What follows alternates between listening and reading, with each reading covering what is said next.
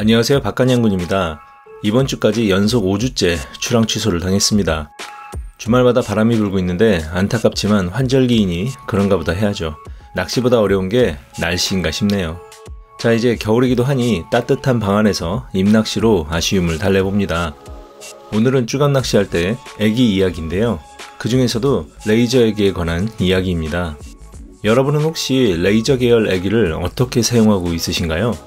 이번 시즌에 어떤 분이 쭈꾸미 낚시를 하는데 모 브랜드의 레이저 애기가 잘 안 잡히더라 라는 댓글을 다신 분이 있었어요. 저는 잘 쓰고 있다고 생각했는데 이분은 왜 안 잡힌다고 하실까 궁금했습니다. 물론 상황에 따라 다른 애기에 더 반응을 할 때가 있지만 그 레이저 애기가 반응이 별로였다 라고 말씀하실 때는 그 정도로 여러 번 사용하셨다고 보고 그 이유를 생각을 해봅니다. 왜 안 나온다고 하셨을까? 혹시 이렇게 쓰시는 건 아닐까요? 여러분 중에도 혹시 레이저 애기를 이렇게 쓰시는 분들이 있으신가요? 그렇다면 혹시 레이저 애기는 이렇게 쓰는 루어인 건 아닐까요? 저의 가설에는 이런 단서들이 있습니다.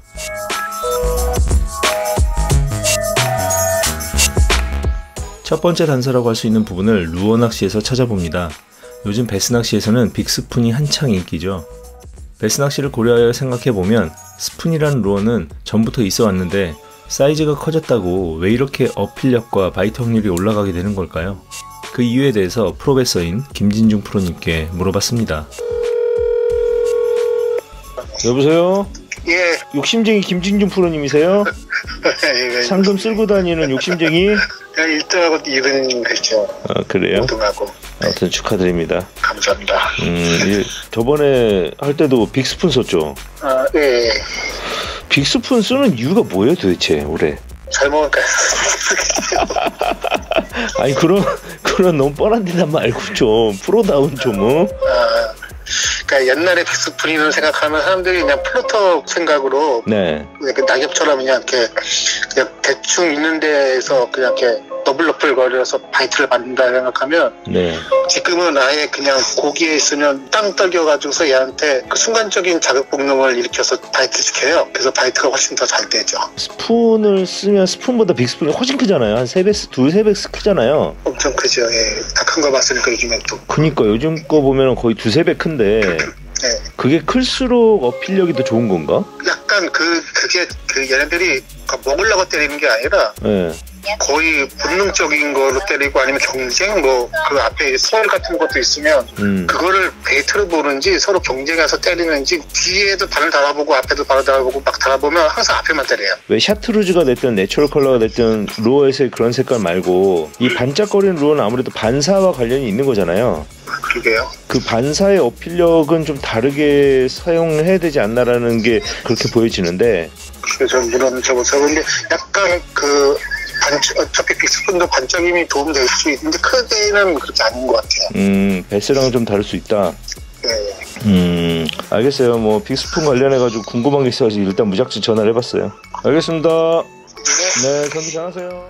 자, 올 시즌도 좋은 성적을 거뒀던 김진중 프로님께 빅스푼의 어필력과 관련해서 연관성이 있는지 여쭤봤습니다만 진중 프로님이 문어 낚시를 하진 않기 때문에 확실한 결과를 얻을 순 없었습니다. 시각적인 어필력과 관련한 질문들만 드려봤었는데 베스는 두 종류와 공격 성향이 좀 다르기 때문에 좀 다를 수 있겠습니다. 자, 그리고 무동력 낚시대회에서도 많이들 쓰시길래 GFL 인플루엔서이신 낙건님께 질문을 해봤습니다. 네, 안녕하세요 형님. 안녕하십니까. 네, 뭐 좀 여쭤보려고 전화드렸는데 낙건님도 그 베스 낚시 하실 때 빅스푼 쓰세요? 아, 많이 쓰죠. 그냥 제가 보기에는 베스들이 아무거나 다 물어요. 들어가면 아무거나 다 물어요. 이거는 낙건님한테 여쭤보는 게 더 이해가 더 빠를 것 같아가지고 레이저 애기의 바른 사용법이 따로 있지 않을까라는 저는 생각을 해봤어요. 예를 들면 얘를 가지고 바닥을 공략하는 것보다는 약간 띄워서 갑오징어 공략할 때 쓰는 게 주요하지 얘를 바닥을 굴리는 건 오히려 그 축강이나 케이무라나 다른 컬러를 쓰는 것보다 못할 수도 있다라는 생각이 들더라고요. 저도 그런 것 같아요. 올해가 더 예년보다는 더 힘든 시기고. 그쵸. 네, 엄청 힘들더라고요. 올해가 좀 힘들었어. 쭈꾸미 갑오징어가 별로 재미가 없었어 올해. 맞아요. 정말로 예전에는 그냥 기본 200~300 잡았는데 네네. 200 넘기가 힘들더라고요. 저도 와이프 이제 올해 처음 시작했으니까 와이프한테 한번 여러 가지 써보기 시켜봤어요. 네네. 근데 와이프는 아무것도 모르니까 네네. 일단 바닥이에요. 다 올바닥. 확실히 이제 축구에 있는 쪽 애들이 당연히 월등하더라고요. 바닥일 경우에 그쵸? 그렇죠. 예. 그러면 그 와이프분은 레이저보다는 축광이나 케이무라 이런 쪽을 더 선호하겠네? 초보자들한테는 그게 편할 수밖에 없더라고요. 오케이 알겠어요. 잘 정리해서 올려볼게요. 알겠습니다. 네, 다음에 삼겹살 만나요. 예. 네.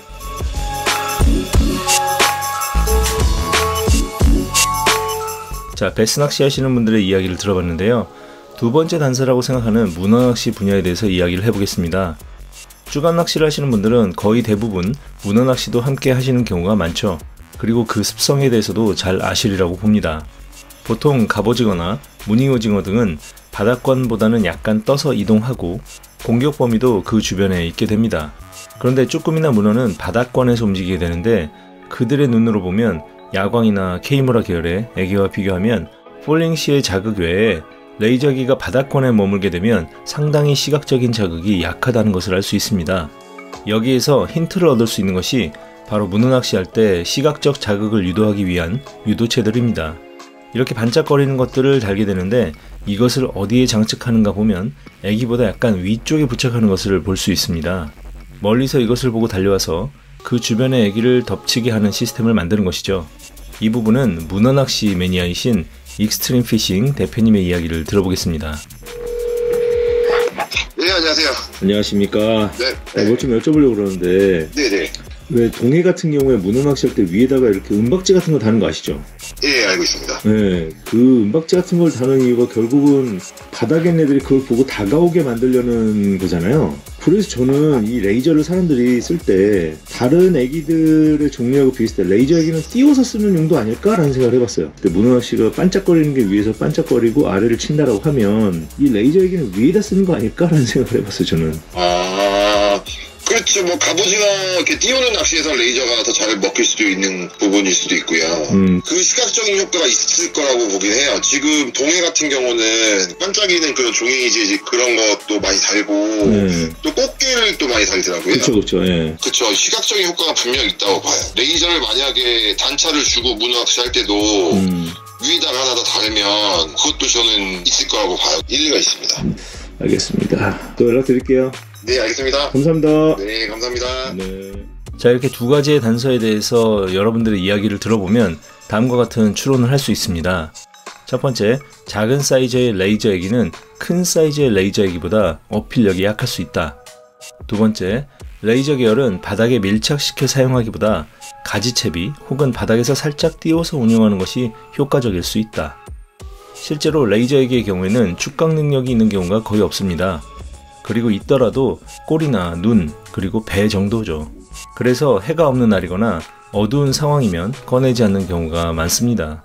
특히나 올해 출시한 애기들인 이카어텍, 세네 애기, GB 굿보이 애기들처럼 야광 기능과 UV 반응 기능을 모두 넣은 경우에는 올해처럼 날씨가 안 좋은 날이 많고 비도 많이 오고 방류도 많이 해서 물색이 좋지 않은 상황에서 그나마 좋은 결과를 만드는 데 효과적이었던 데에 반해서 레이저 계열의 신제품 애기들은 쭈꾸미 낚시에 있어서는 크게 효과적이지 못했다는 평가가 많았습니다. 하지만 갑오징어 낚시에서는 그런 얘기가 별로 들리지 않았거든요. 신기하죠?